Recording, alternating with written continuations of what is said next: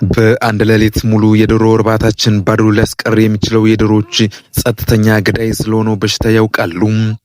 ፈንግል አንዴ ከገባ መውጫ የለውም። ነገር ግን መከላከያ መንገዱ ደግሞ እጅጉን ቀላል ነው።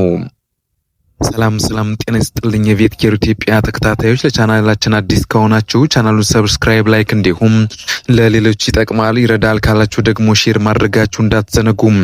ሐሳባችሁን ደግሞ በኮሜንት መግለጽም ትችላላችሁ። ዛሬ የምናወራው ክብራትና ክብራን አደገኛ ስለሆነው በሽታ የዶሮ ጨራሽ ስለሆነው ፈንግል ወይም በእንግሊዝኛ አጠራሩ ስለ ኒውካስትል ዲዚዝ ነው።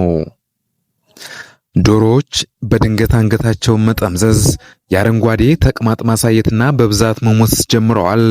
ይህ ምናልባት የተለመደ ህመም ሳይሆን የፈንግል ወረርሽኝ ሊሆን ይችላል። ታዲያ እንዴትስ እንከላከለው? ብዙ ገንዘብ አውጥተን ደክመንና ለፍተን ያሳደግናቸው ዶሮዎች በፈንግል በሽታ ምክንያት በደቂቃዎች ውስጥም ወደ ኪሳራ እንዳይቀይሩን ምን ማድረግ እንዳለበት ያውቃሉ? ታዲያ ዛሬውኑ ይህን ጥንቃቄ በግድ መተግበርም ያስፈልጋል ማለት ነው። እንግዲህ ስለ ፈንግል ወይም ኒውካስትል ዲዚዝ የሚከተሉት ዋና ዋና ነጥቦችን እናያለን።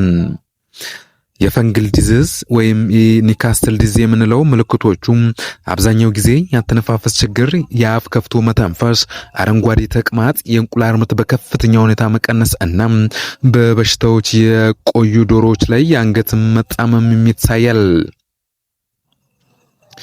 ታዲያ ይህን አደገኛ በሽታ ዶሮዎችን ጨራሽ እንዴት እንከላከለው ካላችሁ የመከላከያ መንገዱም ክትባት ነው።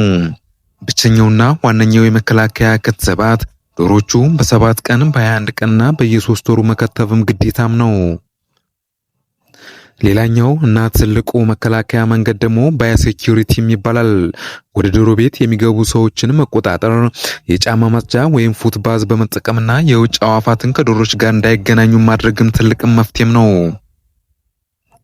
ሌላው መፍትሄያችን በሽታው ቫይረስ ስለሆነ አንዴ ከያዘ በኋላ መድኃኒትም የለውም። ነገር ግን ሌሎች ያልታመሙትን ለመታደግ የታመሙትን መለየትና በአፋጣኝ የእንስሳት ሐኪም ማሳወቅም ያስፈልጋል።